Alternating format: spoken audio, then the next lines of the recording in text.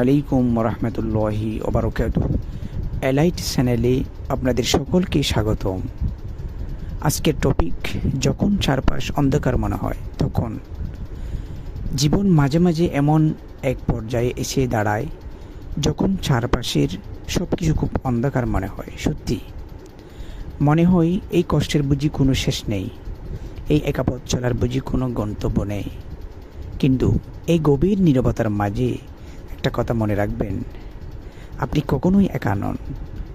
যিনি এই বিশাল আকাশ আর পৃথিবী সৃষ্টি করেছেন, তিনি আপনার হৃদয়ের প্রতিটি ক্ষত সম্পর্কে জানেন। যে কষ্টের কথা আপনি কাউকে বলতে পারেননি, সেটি আপনার রব খুব ভালো করেই জানেন।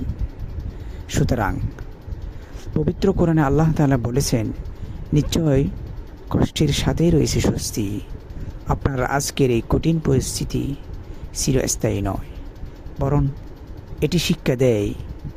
এটি কেবলই একটি অধ্যায়, যা আপনার জীবনের সেরা লেখক আল্লাহ নিজে লিখেছেন।